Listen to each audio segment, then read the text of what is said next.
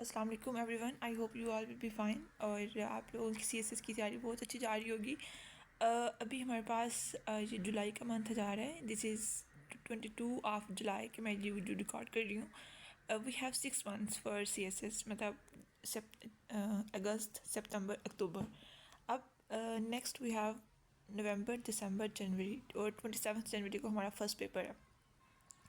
No main thing is that कि हमने अपना इस जर्नी को कैसे लेके चलना है और कैसे अपनी चीज़ों को एक प्लान करना है, अपनी चीज़ों को एक रोड मैप डेवलप करना है कि हम अपने नेक्स्ट 6 मंथ को अच्छे से यूटिलाइज़ कर सकें। अच्छा, first of all in months को प्लान करने से पहले आप लोग खुद अपना एक एनालिसिस करें कि आप लोग किस स्टेज पे हो। आप लोगों की फर्स्ट अटैम्प्ट है, सेकंड है, थर्ड है। और अगर तो सेकंड थर्ड है तो फिर तो आप लोग पहले से ही काफ़ी चीज़ों को प्लान कर चुके होंगे, काफ़ी चीज़ों आप लोगों को समझ होंगी। लेकिन अगर फर्स्ट है तो दैट्स फिर भी ओके। और आप देखें कि आप इंग्लिश का क्या लेवल है अपनी, आप मतलब I think English is something like major लोगों को एक ऑब्स्टेकल फेस करना पड़ता है। तो अगर आपकी English is well to do, आप ग्रामर में मिस्टेक्स नहीं कर रहे, तो दैन इनफ है ये टाइम, ठीक है। तो लेकिन बात ये कि अगर एक बंदा जो है वो यू नो उसको 8 घंटे लगते हैं डेली बेस पढ़ने पे, तो अगर आप बिगिनर हो तो try to study for 12 to 14 hours. अच्छा, इसमें ना एक बड़ा लोगों को इशू आता है कि 12 to 14 आवर्स पढ़ने से तो बर्न आउट हो जाता है, बंदा एग्जॉस्ट हो जाता है। बंदा 10 दिन कर लेगा, 1 हफ्ता, 2 हफ्ते, महीना कर लेगा, उसके बाद तो बंदे की एक कैपेसिटी ख़त्म हो जाती है और इसमें इतना बंदे की कैपेसिटी, स्टेमिना नहीं होता बढ़ने का। Believe me guys, this is not something के खवा है, और दिस इज़ नॉट समथिंग के कोई मुश्किल चीज़ है। This is very easy to do, but the thing is that कि अगर आप लोग, अगर मैं कल ही एक वीडियो सुन रही थी कि आप लोगों को किसी चीज़ से इश्क होता है ना, तो वो बंदा फिर उसके लिए हर कुछ करने के लिए रेडी होता है। आप अपने किसी पर्सनल में ले लें कि आप लोगों को चीज़ अच्छी लगती है, तो आप लोग उसको हासिल करने की हर मुमकिन कोशिश करते हो। तो CSS से भी आप लोग अगर नेक्स्ट 6 मंथ के लिए अपना इश्क को बना लेते हो, तो फिर रातों को उठना, दिन में अपना कंटिन्यूसली स्टडी करना, फ़ोन से दूर रहना, अपनी सारी डिस्ट्रैक्शन को ख़त्म करना, this would not seem impossible to you, और आप लोग इस चीज़ों को कर सकते हो। So first thing is that जो हमने अपना 6 मंथ में करनी है, वो फर्स्ट ये चीज़ है कि हमने डेली बेसिस पे अपना जो है ना वो करंट अफेयर्स, जो पाकिस्तान अफेयर्स को डेली बेसिस पे करना है, ठीक है। जिस तरह हमें सांस लेने के लिए ऑक्सीजन की ज़रूरत होती है, इसी तरह से डेली पाकिस्तान और इन करंट अफेयर्स करना है। अच्छा जी, इसमें ये है कि अब आप लोग अगर करंट अफेयर्स का पेपर देखो तो वो करंट डेवलपमेंट्स होंगी, पाकिस्तान अफेयर्स का देखो तो उसमें भी करंट डेवलपमेंट्स ही होंगी, मतलब वो भी आपका कह लो कि 50 to 60% आपका करंट अफेयर्स का पेपर ही होता है, ठीक है। तो उसके बाद एस्से भी जो है ना, अगर आप करंट अफेयर्स, पाकिस्तान अफेयर की तैयारी कर रहे हो, तो एक दिन आप करंट अफेयर्स का पेपर सॉल्व कर लो, एक दिन आप ऐसे कर लो, ठीक है। अब ऐसे कि आप डेली बेसिस पे आप मतलब इसको आप कंटेंट आपका यहाँ से आ रहा है, समझने की कोशिश कर रही हो कि कंटेंट जो है वो आपका पाकिस्तान और करंट अफेयर पढ़ने से आ रहा है, लेकिन आपकी जो प्रैक्टिस जो है वो ऐसे की हो रही है। आप एक आउटलाइन बनाओ, इंट्रोडक्शन लिखो, और राइट एज मच आज यू कैन। अब मतलब मेरा तो ये होता है कि जब मैं बोर होती हूँ पढ़ के, या मतलब मोस्टली हमारी स्टडी लैपटॉप पे होती है, जब मैं बोर होती हूँ तो मैं क्या करती हूँ, मैं लिखना शुरू हो जाती हूँ। और वो लिखते लिखते मतलब इतना मज़ा आना शुरू हो गया हुआ है कि जस्ट 1-2 घंटे लिखना इज़ नॉट समथिंग के वो नहीं होता, मतलब हो जाता है, ठीक है। अच्छा, अगर हमारा यहाँ से कंटेंट आ रहा है, करंट अफेयर्स, पाकिस्तान अफेयर्स, यहाँ से हमारी प्रैक्टिस हो रही है, ओके, ये हमने डेली बेसिस पे करना है। मतलब इसका मतलब कि हमें 4 सब्जेक्ट्स डेली बेसिस पे, it's non negotiable. Current affairs, Pakistan affairs, S और प्रेसी। अब अच्छा प्रेसी में भी आप लोग ना इजीली 70+ स्कोर कर सकते हो। वो कैसे बोला, आप लोगों ने अपना ग्रामर पोर्शन जो है ना, वो वहीं से आपके 40 मार्क्स बन जाते हैं, वो करना है। उसके बाद आप इंग्लिश टू उर्दू कम्प्रीहेंशन करो, ये सारी चीज़ें करो, प्रेसी का मैक्सिमम सॉल्व करो। तो आई डोंट थिंक सो कि आप प्रेसी में भी 10 नंबर तो आ ही जाएंगे, ठीक है। तो बट थिंग इज़ दैट कि आपकी ग्रामेटिकल मिस्टेक्स ना हों, ठीक है। इस चीज़ को आपने ध्यान में रखना है। सो 4 सब्जेक्ट्स आपके डेली बेस पे चलेंगे। नेक्स्ट हमारे पास रहेगी 8 सब्जेक्ट्स।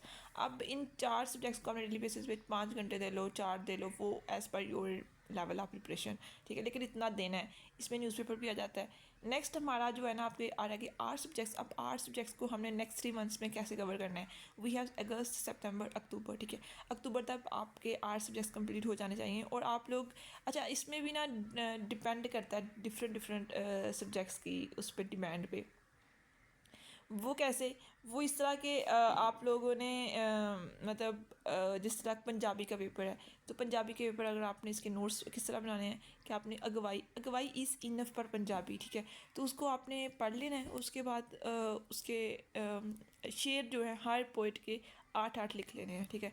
तो मैं इसमें आपको एक और ट्रिक बताती हूँ कि अगर आप पंजाबी के पेपर सीखे ना, अगर आप क्लासिकल पोइट्स कर लेते हो ना, अगर आप मॉडर्न पोइट नहीं भी करते तो काम चल जाएगा, ठीक है। मतलब ये रिस्क की बात, थोड़ी सी रिस्क की बात है, लेकिन फिर 20% तक काम मतलब 80% तक आपके काम चल जाएगा पंजाबी में। आप अगर मॉडर्न पोएट्स नहीं भी करते, आप अजय आप भी डिपेंड करते हैं, क्योंकि मुझे क्लासिकल पोएट ज़्यादा मज़े के लगते थे, और जो मॉडर्न पोएट्स थे मैंने सर इनको ज़्यादा पढ़ा नहीं, मैं भी वो ज़्यादा मज़े के, बट खैर इट्स तो अब एक बार नोट्स बना लिए ना, डेली बेसिस पे उसको आधा घंटा रिवाइज करना है। अच्छा, एक और बात और कि आप लोगों ने रिवीजन मैक्सिमम करनी है। अब आप रिवीजन रात में भी कर सकते हो, दिन में कर सकते हो, दोपहर में कर सकते हो, as per your own convenience. तो नेक्स्ट फिर नवंबर में अगर हमने इन 3 मंथ में अपना का सिलेबस कवर किया है, अगर आप डेली बेसिस पे हमारे पास 8 सब्जेक्ट्स हैं, अगर आप मतलब इसमें हमारे पास 30 दिन और 30 × 30 मतलब हमारे पास वी हैव 90 डेज़, ठीक है। अब 90 डेज़ को आप 8 पे वो करते हो, तो आपके पास हार्डली कोई 11 बनते हैं, ठीक है। 11 डेज़ बनते हैं पर सब्जेक्ट। तो आप लोग ईज़िली कर सकते हो, अगर आप इसमें भी अगर 2 सब्जेक्ट्स लेके चलते हो, तो मतलब अगर आप 11 सब्जेक्ट करते हो तो आपका इजीली हो जाएगा कवर सिलेबस, ठीक है। 11 दिन में मतलब आपको पोलिटिकल साइंस में 22 डेज़ होंगे, 11 × 2 इस तरह से। तो इसमें आपने नोट्स मेकिंग होगी। आज आपने नोट्स से कुछ जो बनाए हैं ना, कल आपने उनको देखना है, रिवाइज करना है, घंटा 2 घंटा 1 घंटा, फिर आपने नेक्स्ट अपना टास्क शुरू कर लेना है और अपना पूरा प्लान करेंगे, अच्छा मैंने इतना इतना इतना करना है। तो स्मार्टली चीज़ें लेके चलें, मैं भी आपको बताती हूँ कि हमें स्मार्टली चीज़ें कैसे करनी है, ठीक है। नेक्स्ट हमारे पास आ गया कि हमने नवंबर में अपना रिवीजन करने हैं, ठीक है, और आप साथ साथ आपने खुद पास पेपर सॉल्व करने शुरू हो जाने हैं, ठीक है। फिर दिसंबर में हमारे जो है ना, आपने फिर 2 मॉक्स लगा लेने हैं, ठीक है। अच्छा, इसमें मैं प्रॉपर नेक्स्ट स्टडी करेंगे, और जनवरी हमारा रिवीजन होगा और 27 को हमारा पेपर है। नेक्स्ट हमारा आ गया कि हमने अपना कैसे करना है। हमारी 3 फेज, इसकी 3 फेजेज होगी। हमारी फर्स्ट फेज़ जो है वो अगस्त से नवंबर अक्टूबर तक है। अपने डेली बेसिस मैंने भी बात की, करंट अफेयर, पाकिस्तान अफेयर्स और ये 4 सब्जेक्ट्स तो आपके डेली बेसिस पे नॉन निगोशिएबल है।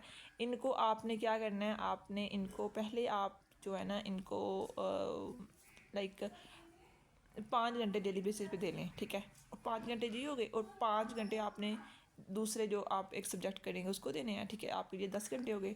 और अगर आपका और कैपेसिटी है और आप कर सकते हो, तो 3 घंटे आप जो है ना, इसमें से 1 घंटा आप राइटिंग कर लो, ठीक है, और 1 घंटा आप इसमें रिवीजन करो, ठीक है। तो फिर क्यों नहीं आपका CSS होगा ना, मज़े का चीज़, ठीक है। बात ये थी कि हम कर रहे थे कि हमने 2 to 3 डेज़ अपना एक दिन प्रेसी, एक दिन ऐसे के आउटलाइन, एक दिन प्रेसी, एक दिन ऐसे के आउटलाइन। अब संडे को आपने कोई नहीं काम नहीं करना, संडे को सिर्फ आपने क्या करना है, संडे को आपने अपना रिवीजन करनी है मैक्सिमम, जो चीज़ें सारे वीक में पड़ी होंगी वो, और साथ आपने फुल लेंथ ऐसे लिखना है और फुल लेंथ प्रेसी लिखनी है, और इस तरह से आपने होना है उसमें। संडे को मैक्सिमम 5 to 6 आवर्स सिर्फ राइट करो, ठीक है। नेक्स्ट हमारा आ गया कि साथ साथ हमने अपना हमारे ऑप्शनल्स में जनरल साइंस एंड एबिलिटी आती है, फिर हमारे ऑप्शनल्स 200, ठीक है। आप कंपल्सरीज में हमारे GSA और इस्लामिक स्टडीज़, आपने इसका एक इनका बड़ा सिलेबस ना स्टैटिक है।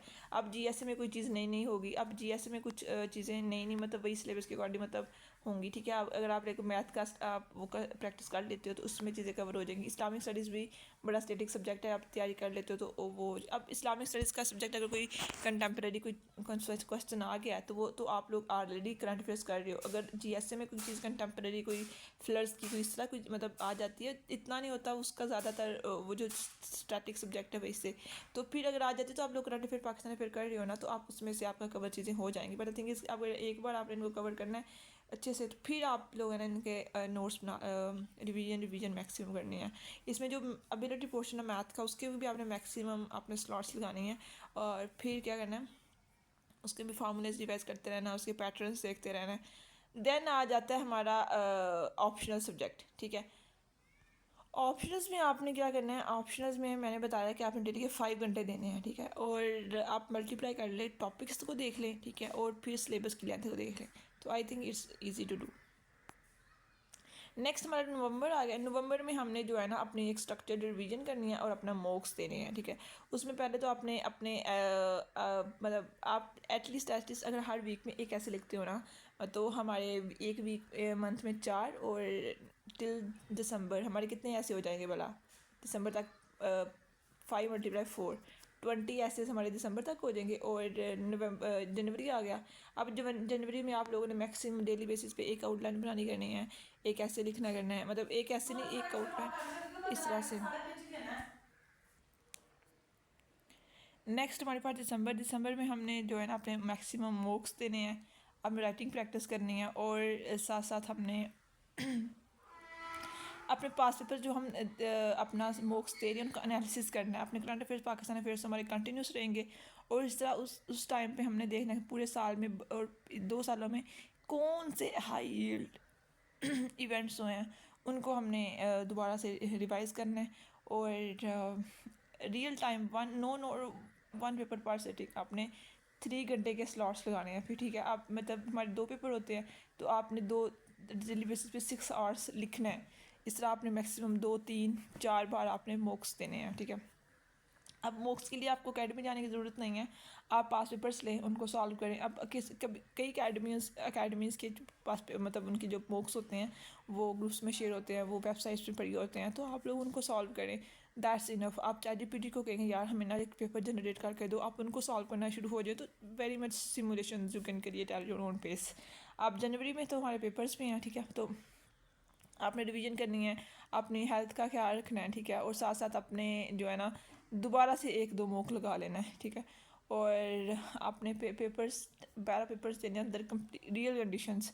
वैसे ही आप अच्छा अगर आप एक ही मॉक दे ले तो वो कर लो, घर में आप लोगों अच्छा इन्वायरमेंट है, आप वहाँ पे अपना जो है ना वो मॉक से। नेक्स्ट अच्छा हम अपनी बात करते हैं कि अभी हमने जो है ना हमारा डेली बेसिस पे हमारा क्या टाइम टेबल होना चाहिए। डेली बेसिस पे हमारा क्या टाइम टेबल होना चाहिए। डेली बेसिस पे हमारा टाइम टेबल मैंने 12 आवर्स का रखा है, ठीक है। इसमें आप लोगों ने क्या करना है कि आप लोग अपना सुबह 6 बजे से रात 10 बजे तक, अब ये नहीं कि आप सुबह 6 बजे से उठना है। अगर आप लोगों की सुबह 9 बजे की उठने की रूटीन है तो आप लोग जो है ना सुबह 9 से रात 12 कर लें। अगर आप लोग नाइट में स्टडी करने हो तो as per your own convenience, लेकिन आपने 10 12 14 घंटे को है ना आपने रखना है। ये जो लोग कहते हैं ना कि 14 घंटे पढ़ना ही समथिंग इम्पॉसिबल, जैसे लोग झूठ बोलते हैं, लोग करते हैं पढ़ते हैं। मैंने लोगों को क्लोजली देखा है, वो 16 घंटे पूरा पूरा दिन बैठे होते थे, ठीक है, चेयर पे सोते थे, तो ऑल थिंग्स आर डूएबल। लेकिन ये कि आप लोगों ने 5 घंटे लगाने हैं ऐसे प्रेसी करंट अफेयर्स पाकिस्तान अफेयर्स के, बाकी 5 6 घंटे आपने बाकी दूसरे सब्जेक्ट को देने के साथ आप तैयारी कर रहे हो। तो इस तरह से आप जो है नेक्स्ट 3 मंथ में सिलेबस कंप्लीट करें, और इस तरह से we can ace the exam. And all the best of luck and thank you so much. अल्लाह हाफिज़।